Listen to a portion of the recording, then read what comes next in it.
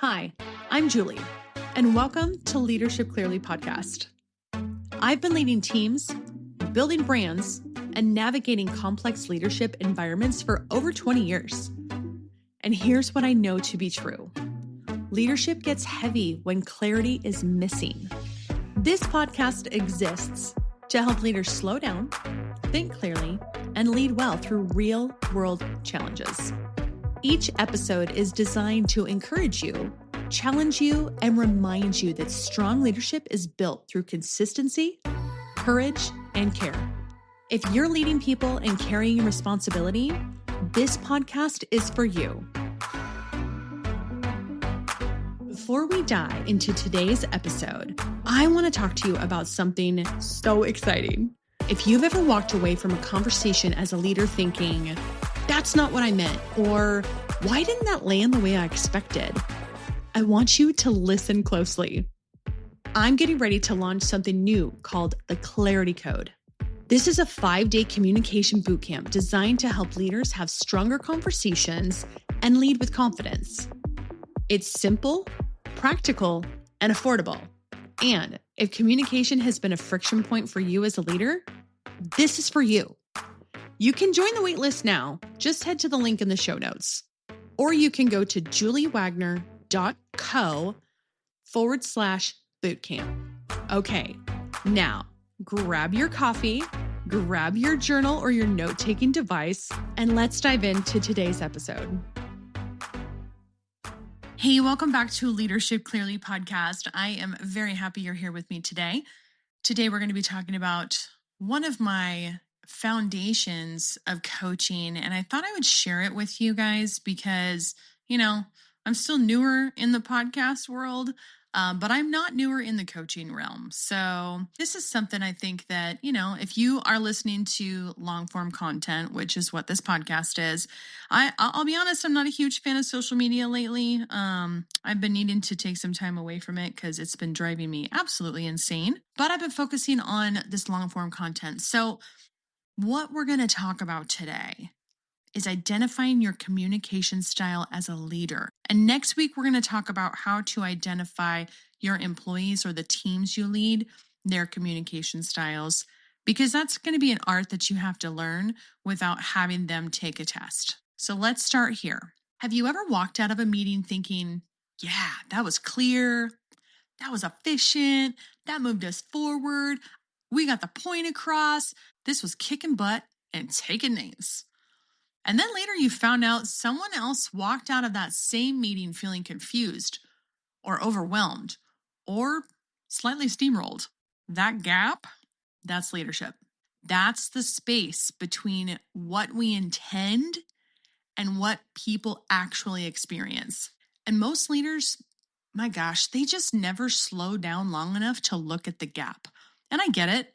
We are all on a mission, right? If you're a leader, if you're a founder, a CEO, a C-level executive, you're a manager, you're leading teams, you are a small business owner and you have employees, anything. If you're in ministry, for my goodness sake, if you're in ministry, we all know leading people is hard.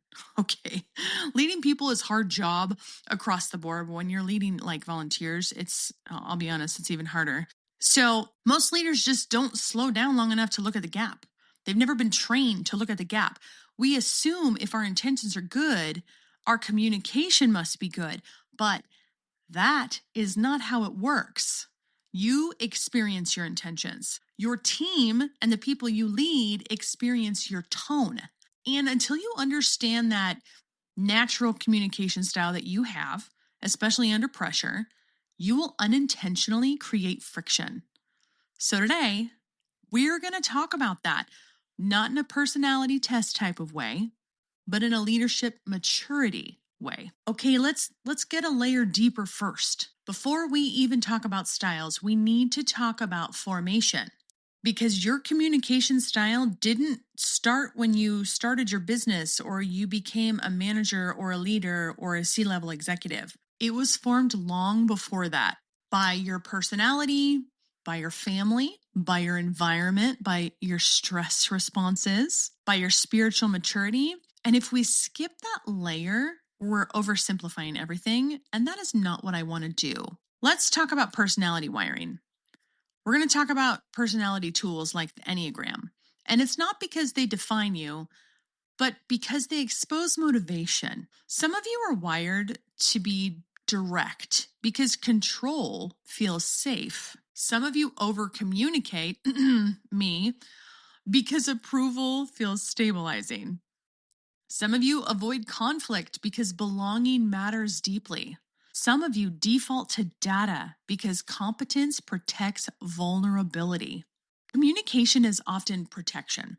That's the part we don't say out loud enough. And if you don't understand what your style is protecting, you will never mature beyond it. And personality tools are mirrors.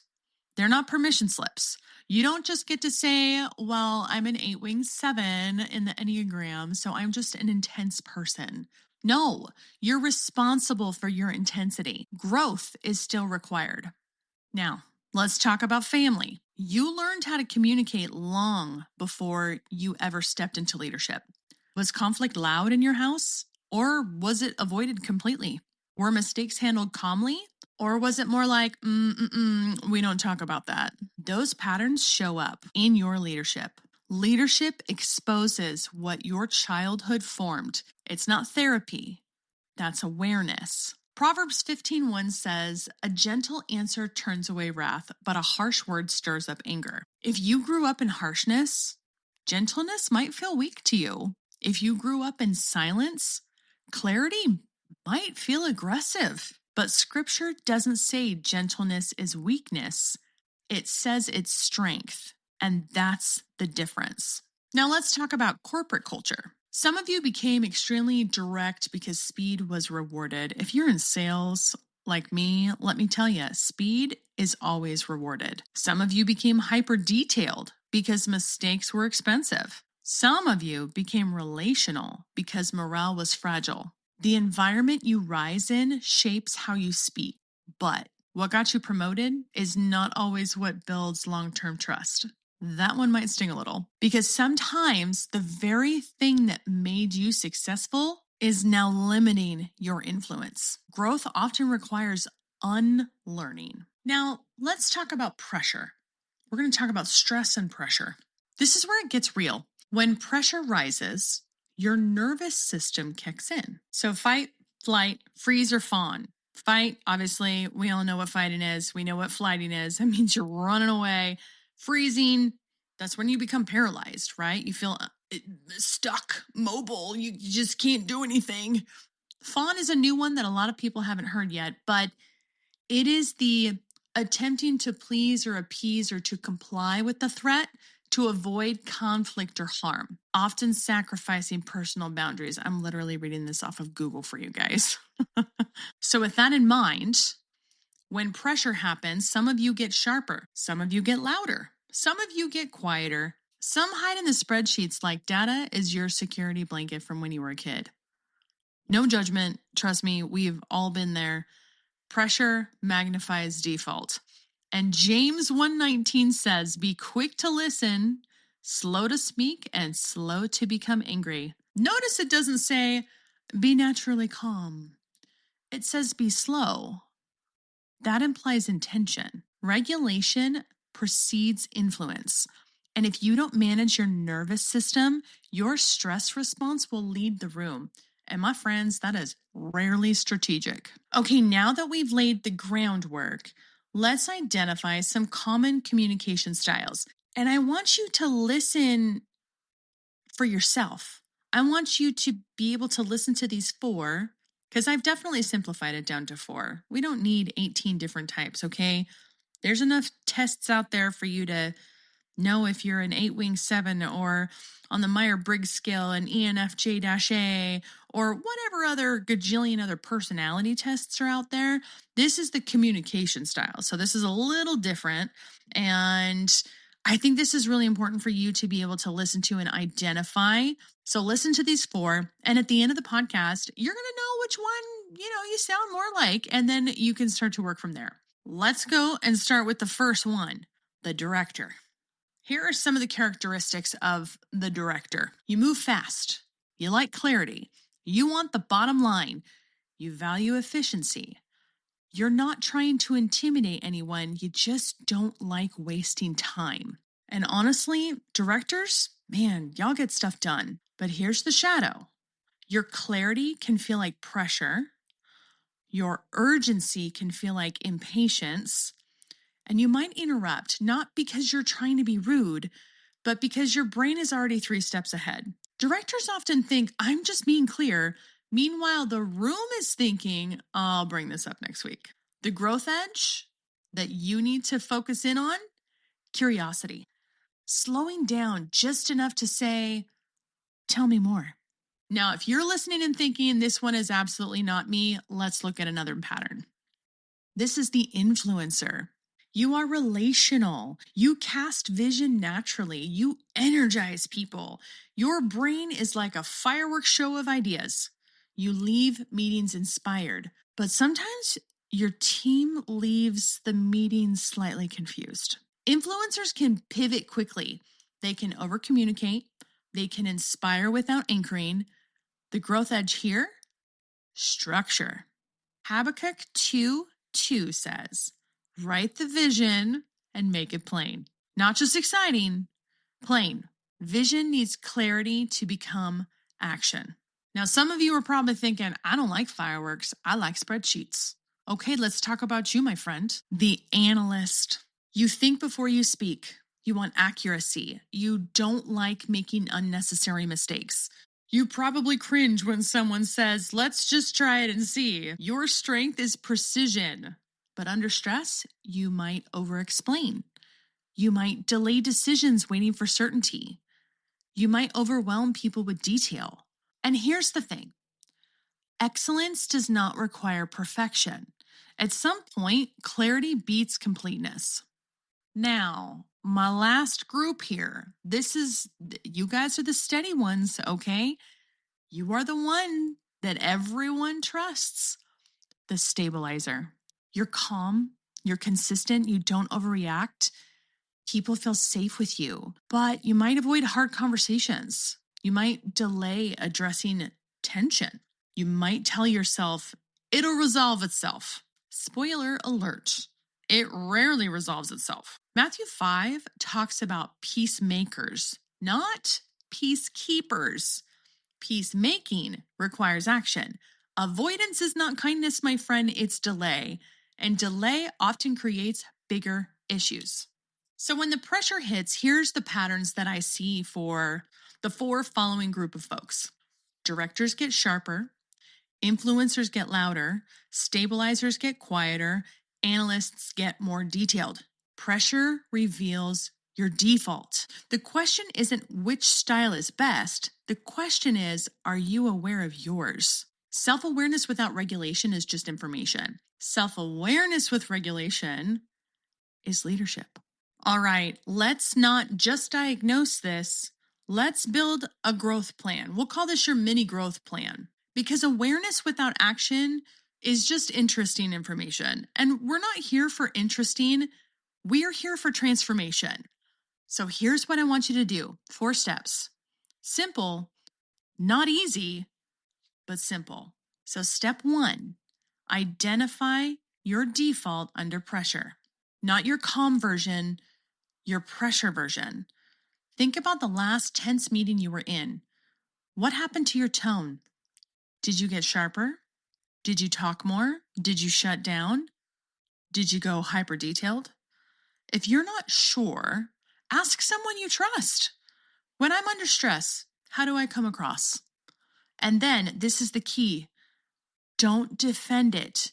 Just listen. That one conversation alone is going to mature you. I promise you that.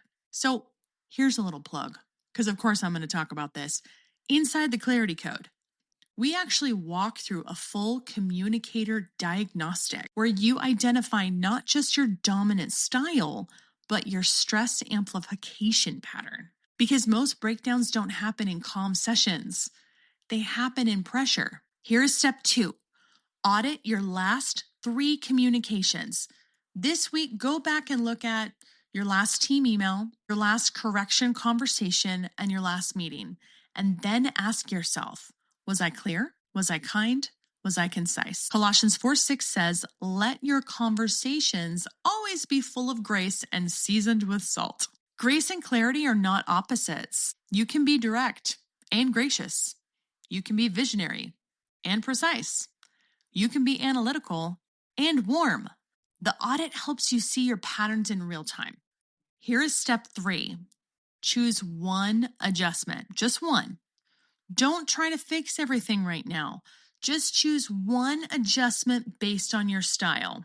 If you're a director, add one curiosity question to every hard conversation. If you're an influencer, end every meeting with, here are the next 3 steps. If you're a stabilizer, address tension within 48 hours instead of waiting. If you're an analyst, state the bottom line first before the details. Small shifts compound. Leadership maturity is built in those micro adjustments. I wish you guys could see me right now. I'm a hand talker. And again, I've talked about this before. I'm not quite ready to do video yet. We're going to be redoing my office here soon, but I am a hand talker. I talk with my hands. So if you've ever seen me in real life or you know me in real life, you know that I talk with my hands. So my hands are flailing all over the place right now because I am just so passionate about this subject. Step 4, practice regulation before reaction. This is the one that no one wants to hear. Slow down. When you feel your tone shifting, pause. Literally pause. Lower your voice, start your breathing, take a sip of water. There is nothing weak about measured communication. Jesus paused constantly. He asked questions instead of reacting. He absorbed tension without escalating it.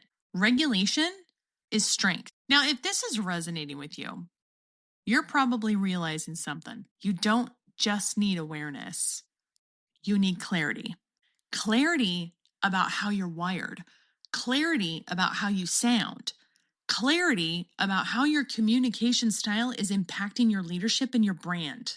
That is exactly what we do inside the Clarity Code Bootcamp. We take a full day and break down your dominant communicator type, your stress amplification pattern, your blind spots, your messaging friction, and how to align your leadership voice with your public voice. Because here's the truth. If your communication is unclear internally, it will be unclear externally. And clarity is what builds confidence. Confidence builds trust. Trust builds growth. So if today gave you any insight, the Clarity Code Bootcamp is what is going to give you structure. Let me leave you with this. Your communication style is not your identity. It's your starting point. And leadership maturity is the process of refining that starting point, not defending it. The goal is not to become someone else. The goal is to become regulated, intentional, and clear. Because the way you speak under pressure, that's the version your team trusts or the version they fear. The way you handle tension, that determines whether your culture strengthens or it fractures. And the way you articulate vision, that determines whether people align or they quietly disengage. So this week, I want to challenge you. Don't just think about this episode, practice it. Notice your tone, notice your pacing. Notice what happens when you feel urgency rise in your chest. Slow down. Ask one more question. Clarify one more time, because clarity in you creates safety for others. And safe teams scale. Next week, we're going to flip this conversation. We'll talk about how to identify these communication styles in your team and how to coach each one effectively. Because leadership is not about control, my friends. It's about calibration. And the clearer you are about your voice, the stronger your leadership becomes. Okay, that's it for today. My friends, lead clearly, speak wisely, and steward your influence well. Thank you so much for joining me today. I cannot wait to talk to you guys next week. If today's episode resonated with you and you're realizing that leadership requires more clarity, more courage, and more consistency than you've been operating with, I want to invite you into something deeper. The Clarity Code is my new leadership bootcamp designed to help you slow down, get clear, and lead with confidence when conversations are hard, decisions are heavy, and people are counting on you. This isn't about fixing everyone else. It's about strengthening how you lead so your words, your presence, and your follow through actually build trust. If you're ready to step into leadership with greater clarity and conviction, I'd love for you to join us inside the Clarity Code. Link is found in the show notes. And if Leadership Clearly has been encouraging or grounding for you, make sure you're subscribed to the podcast so you don't miss an episode. We release new episodes every Monday to help you start your week off with clarity, encouragement, and strong leadership perspective. And finally, if you know a leader who's navigating hard conversations or just carrying a lot right now, please share this episode with them. Leadership was never meant to be done alone. I'm glad you're here. Keep leading well. I'll see you next week.